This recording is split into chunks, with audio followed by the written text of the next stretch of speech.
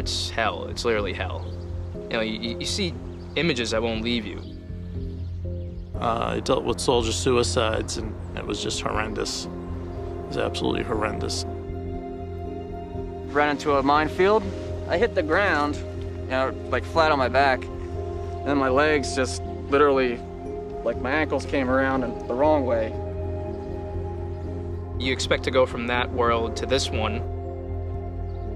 It doesn't end. I came home, and it just wasn't the same. The people around me, when I came back, were telling me, you're not the same person. I just stayed home, didn't go anywhere. I'm always in constant fear, constant worry. I used to be so certain of myself and who I was. Job took me back, but couldn't do it anymore. Lost all hope. What it is you see all around you, every minute of the day, the innocence that you lost, the innocence that you sacrificed. My goal is basically to just be able to enjoy life again.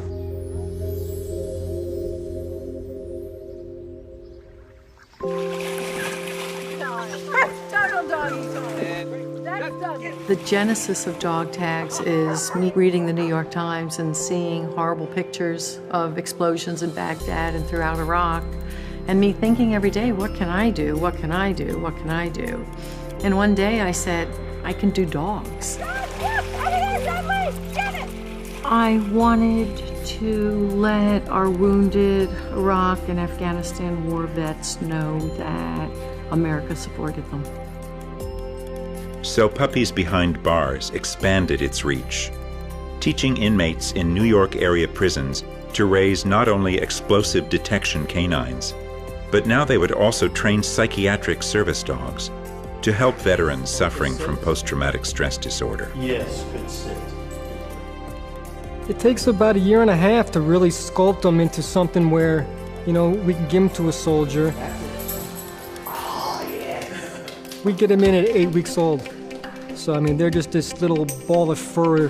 At the end, they're doing 90 commands. We teach the dogs to dial 911.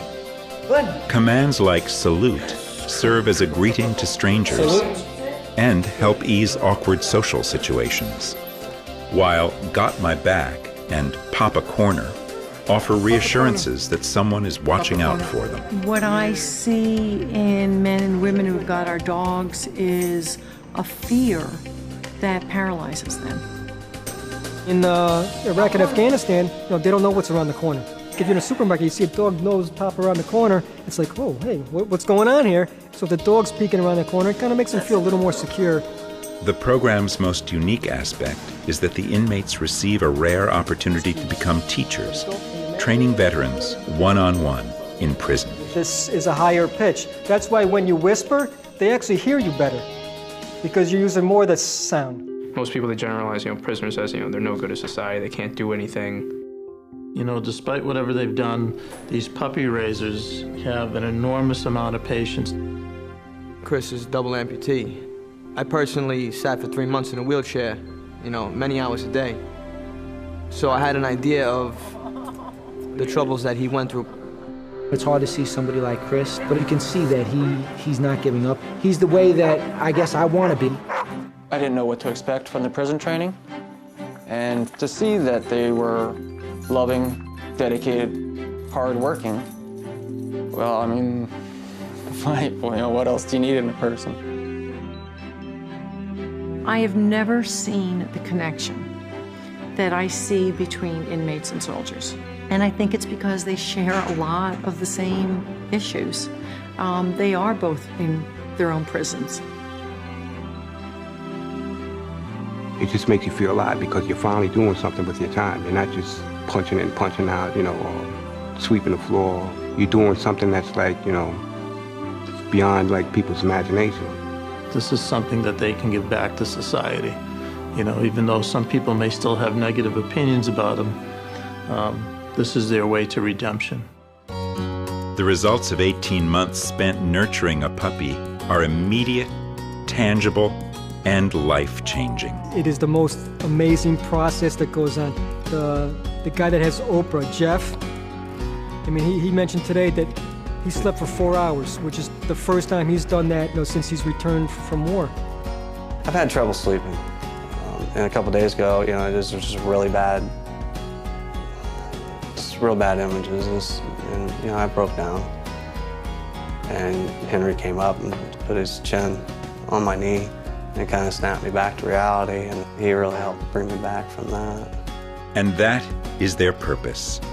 These dogs are a tool, and they help ease the transition back to civilian life. Got my back? Maya has been with Jacob, an Iraq war vet, for over a year now. I wouldn't have a life right now if I didn't have the dog. I went from having panic attacks once or twice a day to having one every 6 months. And I went from taking 15 pills a day to 3. I thought every day about suicide.